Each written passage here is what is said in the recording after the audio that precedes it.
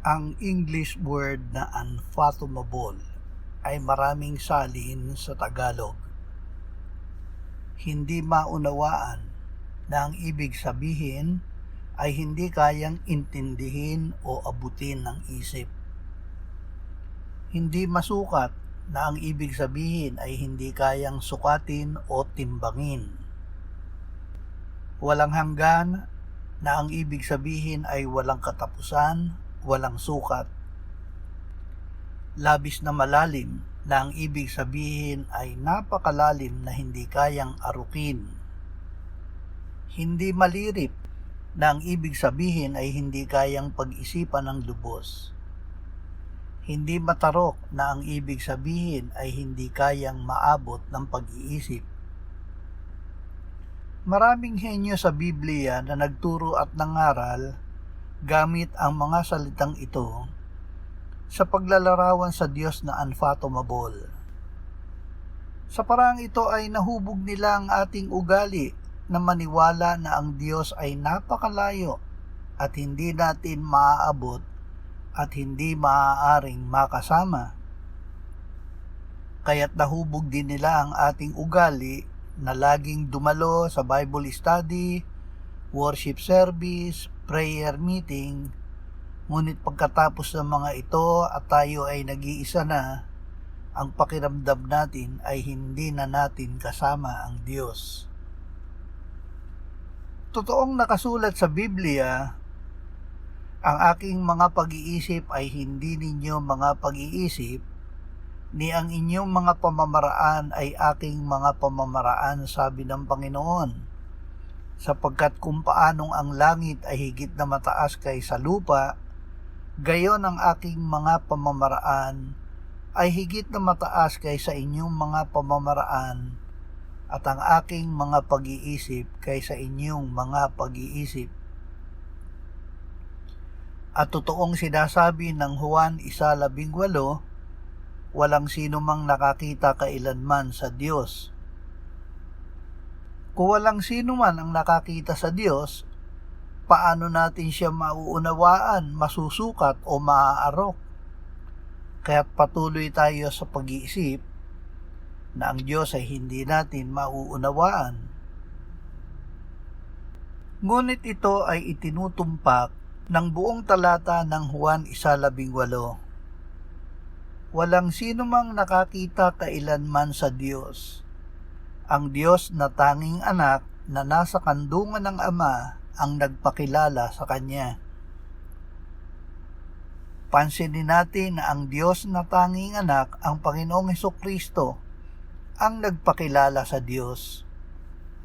Ang tanging anak ay hindi lamang basta tao na nangaral at nagturo. Siya ay tinawag na Diyos na tanging anak, kaya't may personal na pagkakilala sa Diyos. Siya ang kaningningan ng kaluwalhatian ng Diyos at tunay na larawan ng kanyang likas at kanyang inaalalayan ng lahat ng bagay sa pamamagitan ng kapangyarihan ng kanyang salita. Paano niya ipinakilala ang Diyos? Sa paraan ng pagkakatawang tao, hindi lamang para mangaral, kundi upang ialay ang kanyang buhay na handog sa ikapagpapatawad ng ating kasalanan.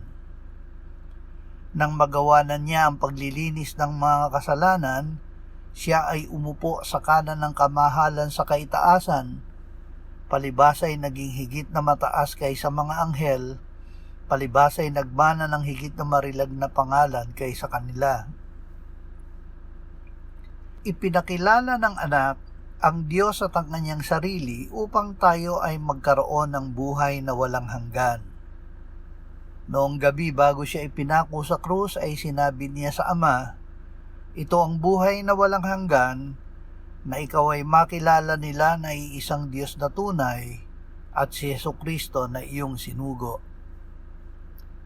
Ang pagkakilala sa Ama at sa Anak ay hindi aralin na inilalagak lamang sa ating isip.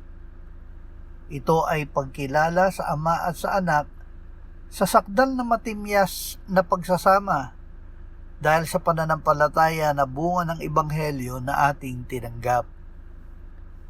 Sinabi ni Apostol Juan, Yaong buhat sa pasimula na aming narinig, nakita ng aming mga mata, aming napagmasdan at nahipo ng aming mga kamay, tungkol sa salita ng buhay, at ang buhay na ito ay nahayag, aming nakita, aming pinatototohanan, at sa inyo'y aming ibinabalita ang buhay na walang hanggan, na kasama ng Ama at sa amin ay ipinahayag.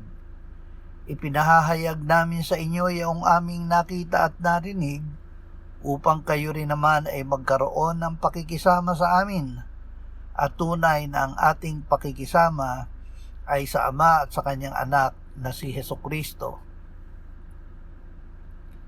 Hindi lamang nagpakilala ang Diyos sa pamamagitan ni Kristo, siya ay nananatili sa atin sa pamamagitan ng Kanyang Espiritu.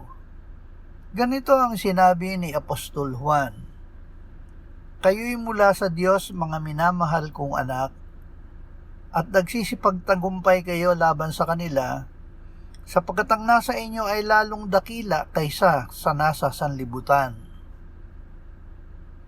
Ang Diyos na ang pag-iisip ay higit sa langit ay nananahan sa loob natin. Ang parehong kapangyarihan na bumuhay kay Kristo mula sa mga patay ay naninirahan sa ating mga puso.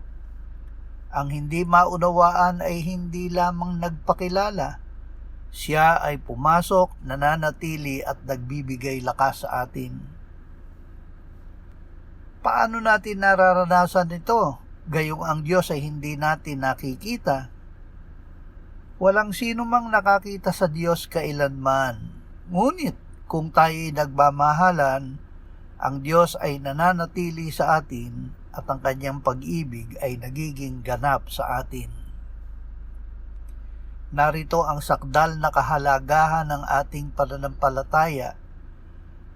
Ang Diyos na hindi nakikita ay gumagawa ng Kanyang sarili na nakikita, hindi sa pamamagitan ng mga pangitain o himala, kundi sa pamamagitan ng ating pag-ibig sa isa't isa. Kapag tayo ay nagmamahalan, ang Diyos na hindi maunawaan ay nauunawaan at nakikita sa mundo. Ang Kanyang pag-ibig ay nagiging ganap, hindi dahil sa ating kasakdalan, kundi siya ang nagbibigay lakas sa ating magmahal ng higit sa ating makakaya. Sa ganito natin nalalamang tayo'y nananatili sa Kanya at siya'y nananatili sa atin, sapagkat ibinigay niya sa atin ang Kanyang Espiritu. Ang Espiritu ng Diyos ang selyo na tayo ay Kanya. Ang hindi maunawaan, hindi nakikitang Diyos ay nagbigay ng Kanyang Espiritu upang manahan sa loob natin, hindi bilang panauhin kundi bilang may-ari. Tayo ay Kanya at Siya ay atin. Narito ang paraan para maipamuhay natin ang ating pananampalataya. Ang Diyos na ang mga pag-iisip ay higit sa atin, ay hindi lamang nagpakilala sa pamamagitan ni Kristo, hindi lamang nananatili sa atin sa pamamagitan ng Espiritu, kundi gumagamit din sa atin upang ipakita ang Kanyang pag-ibig sa mundo. Ang Kanyang mga daan ay nananatiling higit, ngunit tayo ay tinawag niya upang makilala siya, manahan sa Kanya, at ipakita siya sa iba. Ngayon ay itigil na natin ang pagsisikap na maunawaan ang lahat. Itigil na natin ang pagsubok na maabot ang isang malayong Diyos. Tumingin tayo kay Jesus, ang tunay na larawan ng Kanyang pagka-Diyos. Tanggapin ang Espiritu na nananatili sa atin at magmahal, sapagkat sa pag-ibig na ito, ang Diyos na hindi maunawaan ay nauunawaan at nakikita sa pamamagitan natin.